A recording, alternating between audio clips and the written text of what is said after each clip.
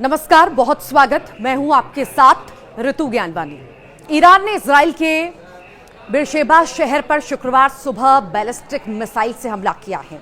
Times of Israel की report के मुताबिक मिसाइल माइक्रोसॉफ्ट ऑफिस के नजदीक गिरी है।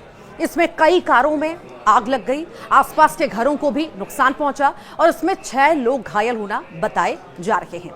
ये लगातार दूसरा दिन है अब जब बेरशेबा शहर पर मिसाइल हमला हुआ है। इससे पहले गुरुवार को भी ईरान ने बेरशेबा के एक अस्पताल पर मिसाइल दागी थी, जिसमें 50 से ज्यादा लोग घायल हो गए थे।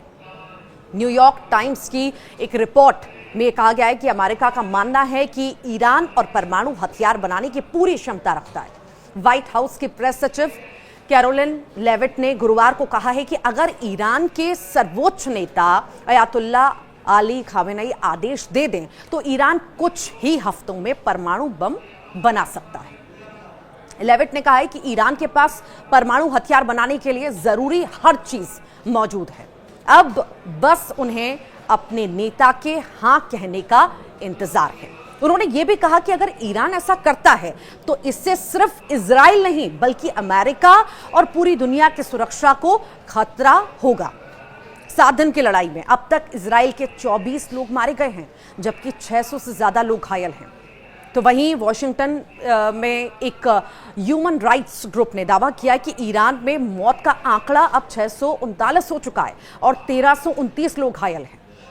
तो वहीं लेबनान में संसद के स्पीकर, सबसे सर्वोच्च शिया नेता और हिजबुल्लाह के करीबी सहयोगी नबी बेरी ने कहा है कि लेबनान जंग में ईरान का साथ नहीं देगा।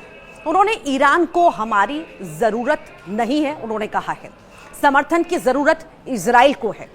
नबी बेरी ने गुरुवार रात स्थानीय न्यूज चैनल पर बातचीत के दौरान यह बयान दिया था।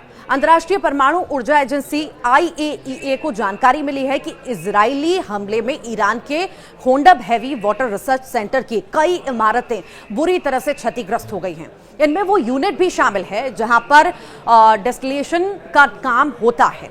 ये जानकारी खुद एजेंसी ने एक्स पर एक पोस्ट के जरिए दी है। साथ ही साथ इजराइल के नागरिकों को साइप्रस से वापस लाने के लिए खास मिशन के तहत पहला क्रूज जहाज आज सुबह अशदोद पोर्ट पर पहुंच गया। ये लग्जरी जहाज क्राउन आइरिस साइप्रस के लिमासोल शहर से चला था और इसमें करीब 2000 इजरायली सवार थे। इस मिशन का नाम है ऑपरेशन सेफ रिटर्न।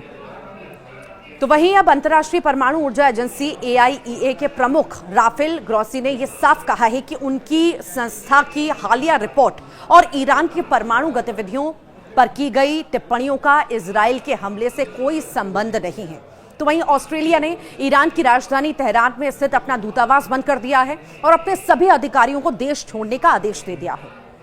सरकार ने कहा है कि फैसला ईरान में सुरक्षित स्थिति के लगातार बिगड़ने की वजह से लिया गया है।